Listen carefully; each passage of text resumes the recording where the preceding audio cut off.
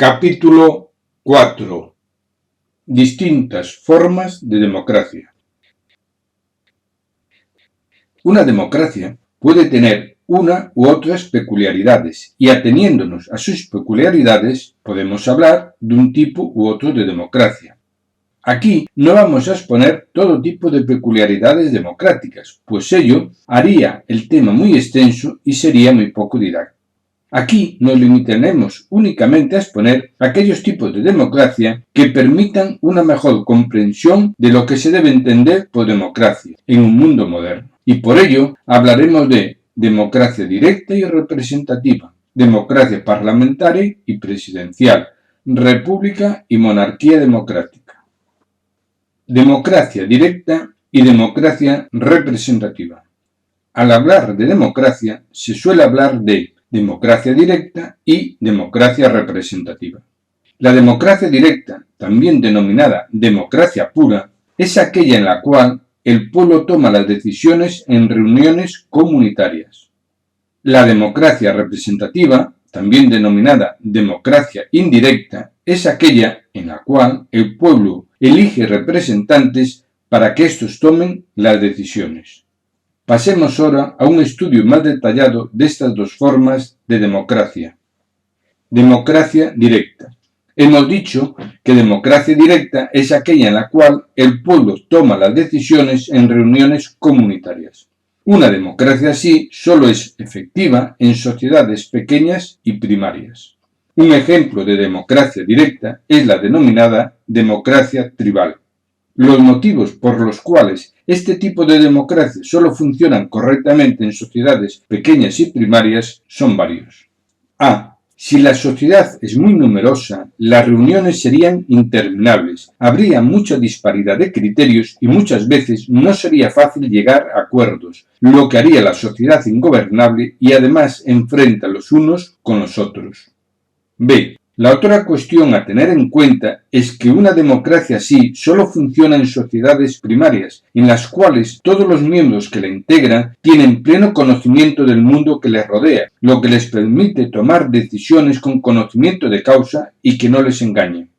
C. En una sociedad compleja en la cual el funcionamiento concreto de determinadas parcelas sociales es desconocido para gran parte de la población, es fácil engañar y manipular a la gente con ideas o principios aparentemente muy lógicos que en la práctica no son así o no funcionan.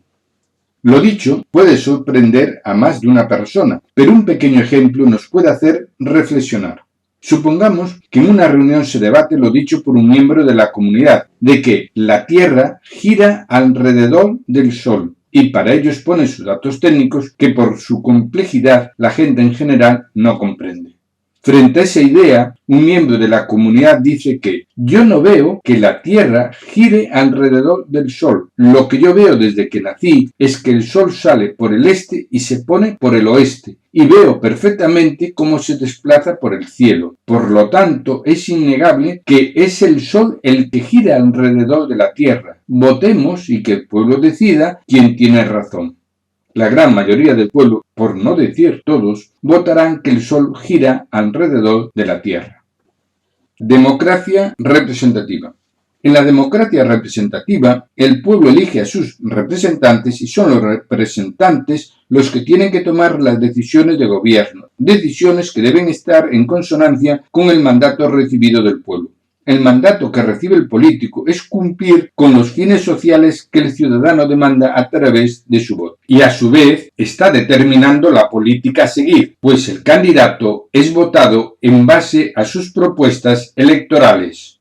Con un simple ejemplo se comprenderá mejor por qué las democracias modernas son representativas y porque son los representantes elegidos por el pueblo los que tienen que tomar las decisiones. Si una persona se encuentra mal, va al especialista para que le cure. El médico, como especialista en la materia, es quien debe asumir la responsabilidad de decir lo que hay que hacer para curar el mal. A ningún médico sensato se le ocurre preguntar al enfermo ¿qué quiere que le receten?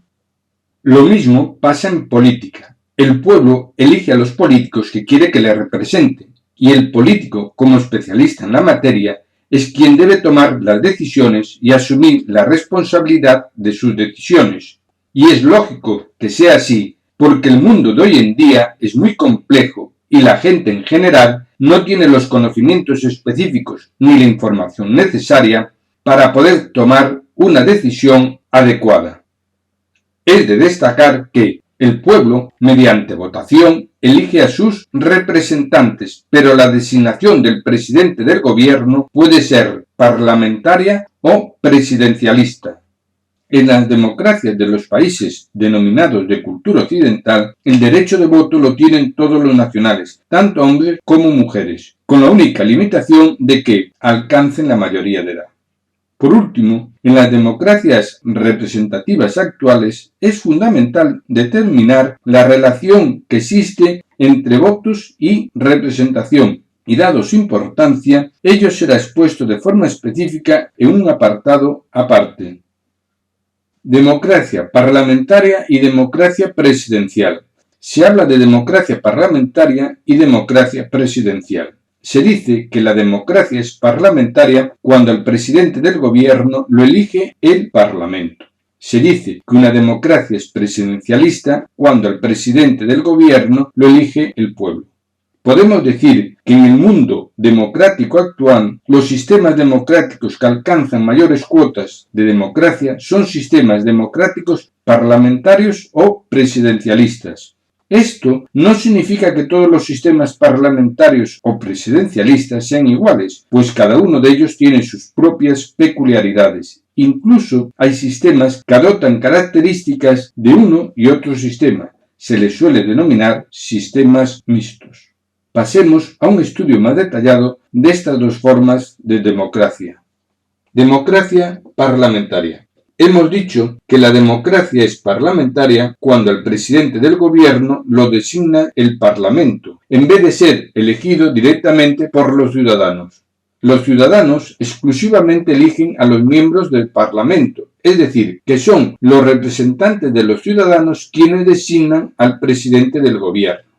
Una consecuencia de que el presidente del gobierno sea designado por el Parlamento es que el presidente del gobierno es responsable políticamente ante el Parlamento.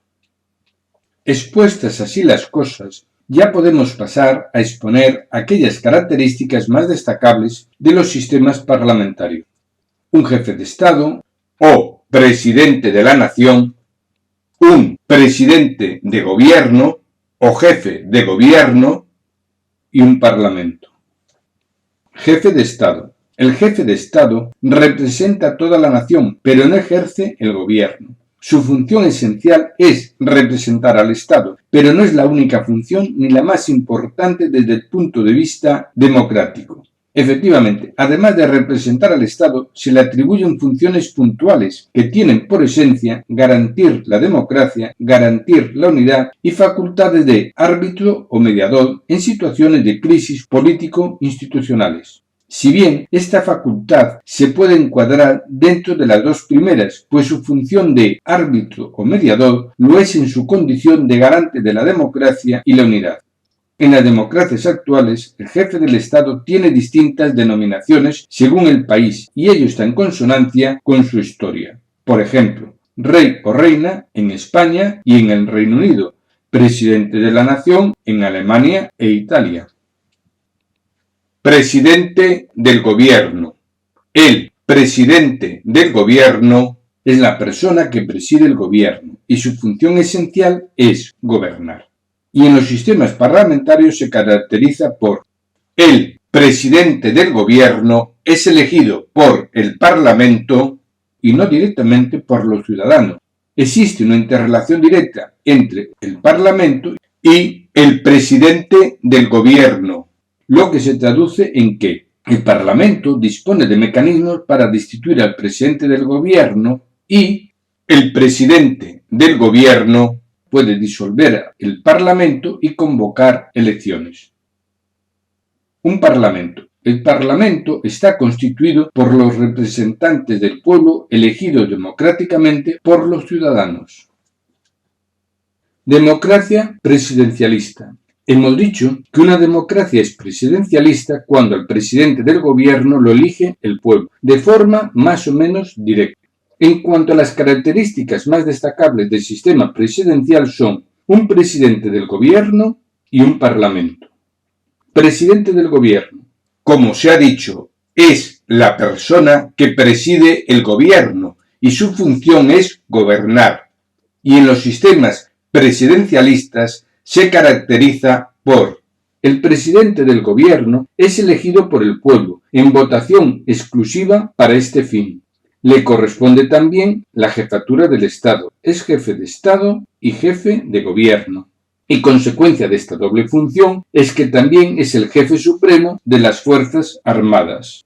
El presidente del gobierno no puede disolver el Parlamento. Este sistema implica total separación entre el poder ejecutivo, el gobierno, y el poder legislativo, el Parlamento. El Parlamento.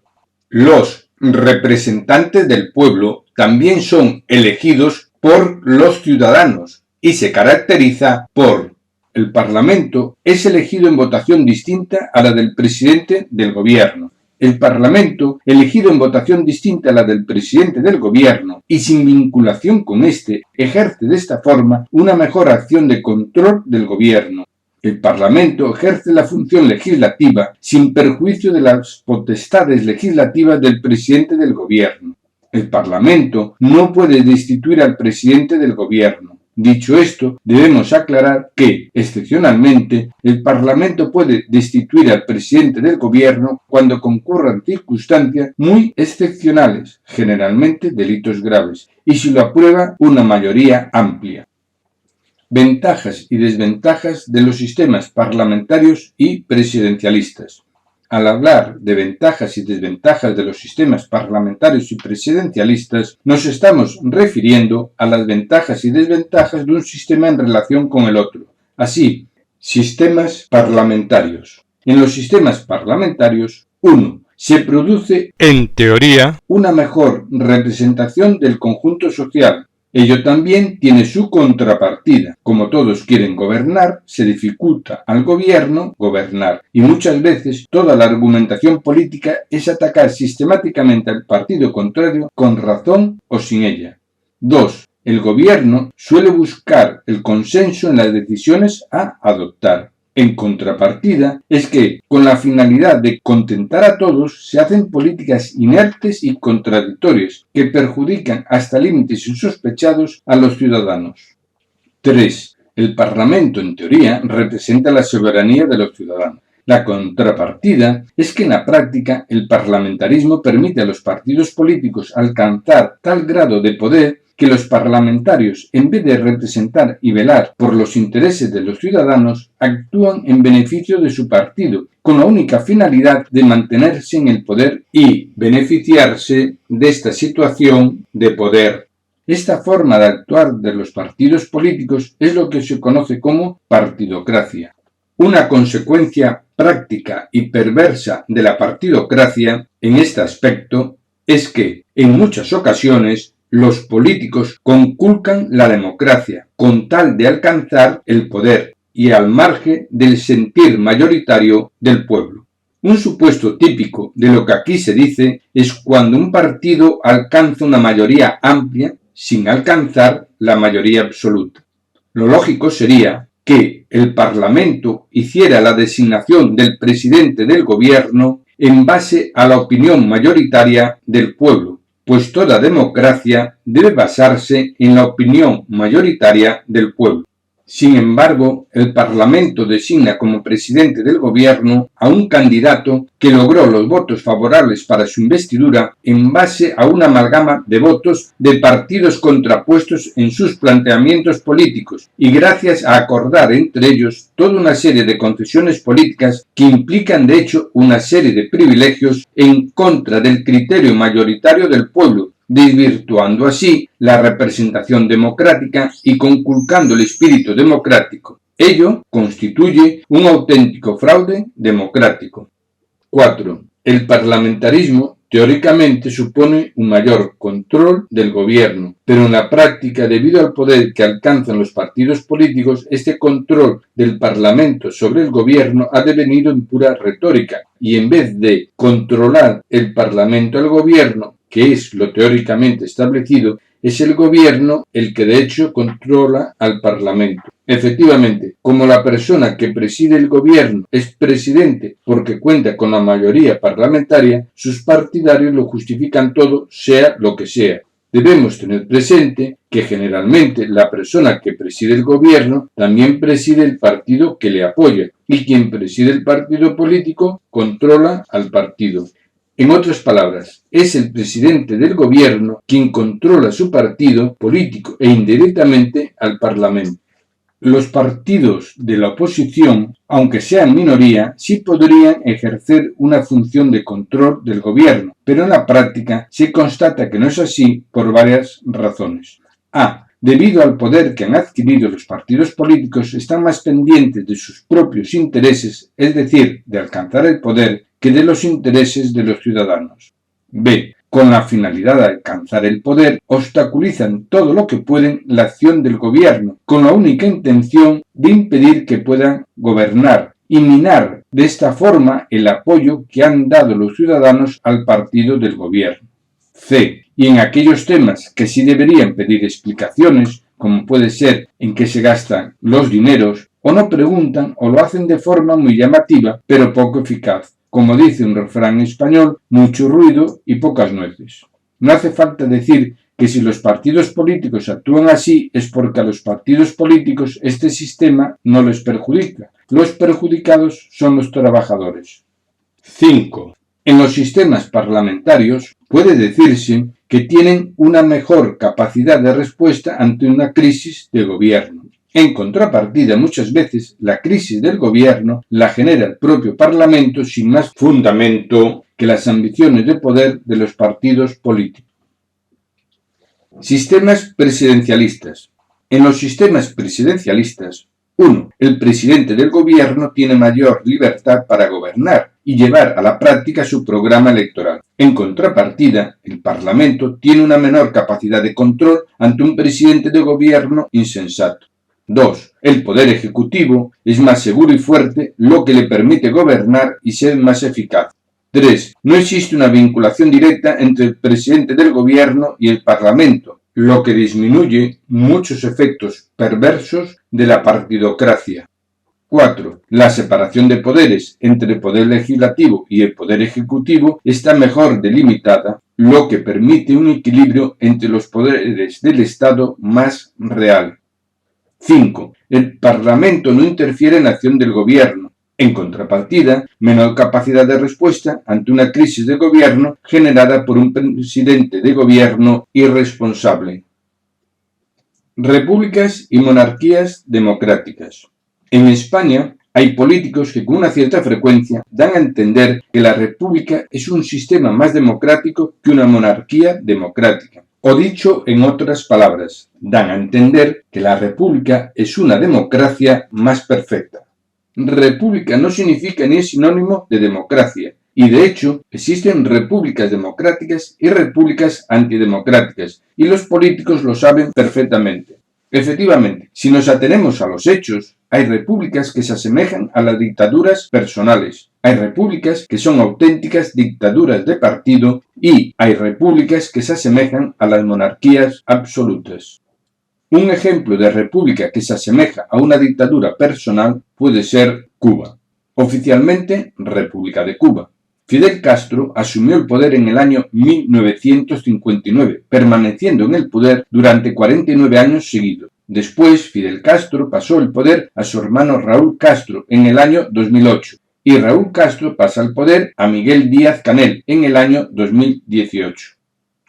Un ejemplo de república que constituye una dictadura de partido puede ser la antigua URSS, Unión de Repúblicas Socialistas Soviéticas. La extinguida URSS, que duró desde el año 1922 hasta el año 1991, 69 años de existencia, tenía un sistema político de partido único que controlaba el poder e imponía a los gobernantes.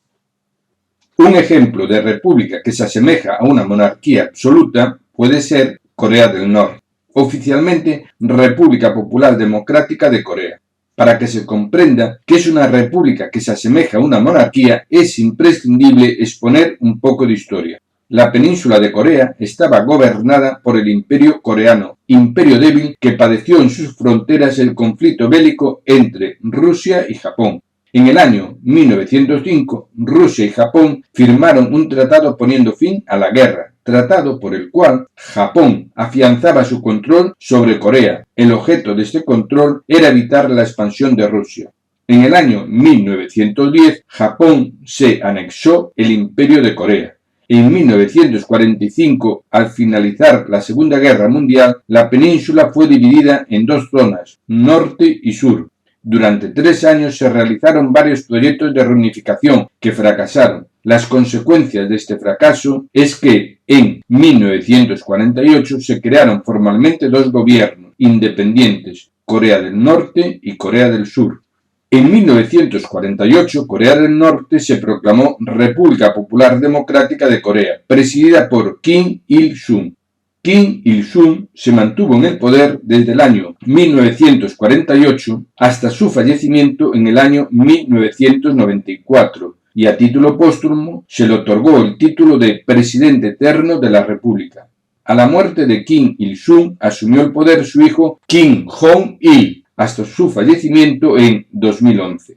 A la muerte de Kim Jong-il asumió el poder su hijo Kim Jong-un, nieto de Kim Il-sung, quien continúa en el poder hasta la actualidad. En resumen, desde que se creó Corea del Norte, siempre la ha presidido la familia Kim. Primero Kim Il-sung, después su hijo Kim Jong-il y ahora su nieto Kim Jong-un.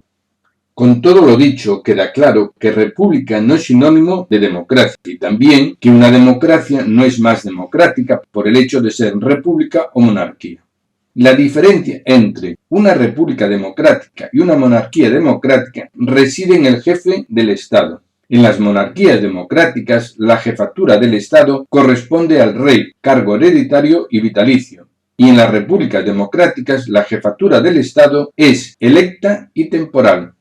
El hecho de que el rey sea un cargo hereditario y vitalicio y que la jefatura de Estado en una república sea electa y temporal no afecta a la democracia y explicaremos por qué. En términos generales y desde el punto de vista cotidiano, y que aquí interesa, podemos decir que la función de un jefe de Estado en una democracia es garantir la democracia y la doble firma. Es decir, que determinadas decisiones del presidente del gobierno tienen que estar también firmadas por el jefe del Estado para que sean válidas. Esta doble firma es para evitar que un presidente del gobierno elegido democráticamente, amparándose en que tiene el poder ejecutivo, cometa una locura democrática. Por ello, la doble firma garantiza mejor la democracia. Desde el punto de vista económico, muchas veces se da a entender que una monarquía sale mucho más cara que una república, lo cual no es correcto, ya que en las democracias la jefatura de Estado tiene asignado un importe. Además, en las repúblicas, a los gastos ordinarios de la jefatura de Estado hay que añadir los gastos extraordinarios en periodos electorales a la jefatura de Estado, que no son pocos si tenemos en cuenta todos los gastos electorales, de seguridad, infraestructura, etc. Llegados a este punto, de que democráticamente es indiferente que la jefatura de Estado sea monárquica o republicana, cabría preguntarse qué es mejor o qué razón de ser tiene una u otra. Y aquí tenemos que decir que ello dependerá de cada país y de su historia.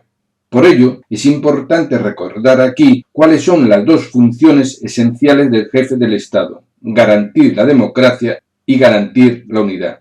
Por lo tanto, deberá ser jefe de Estado la institución que mejor pueda desempeñar dichas funciones. En las repúblicas, a la hora de elegir al jefe del Estado, también está presente la ideología, con lo cual existe un cierto riesgo de que, por pura connivencia ideológica, tanto el jefe del Estado como el presidente del gobierno favorezcan la permanencia de determinadas ideologías o perjudicar otras, en vez de respetar la pluralidad ideológica, base de toda democracia. Lo dicho no son suposiciones, pues situaciones así se han dado en mayor o menor medida. En las monarquías democráticas, el rey sabe perfectamente que la mejor forma de afianzar la jefatura de Estado para él y sus herederos es preservando la democracia y la unidad. Por lo tanto, ideológicamente es menos influenciable, lo que favorece la neutralidad. Resumiendo, da igual que la democracia sea republicana o monárquica, lo importante es que la democracia sea real y efectiva, y ello dependerá de cada país y de su historia. Por lo tanto, en aquellos países con tradición monárquica, lo lógico y mejor para el país es seguir con la tradición monárquica.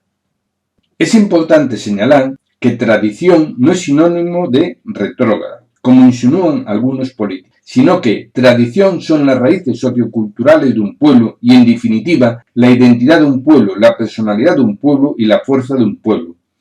Por ello, no es de extrañar que entre los países del mundo con mayor grado de democracia y estabilidad social se encuentren muchas monarquías, así, por orden alfabético, Dinamarca, Japón, Luxemburgo, Países Bajos, Noruega, Suecia, Reino Unido, etc.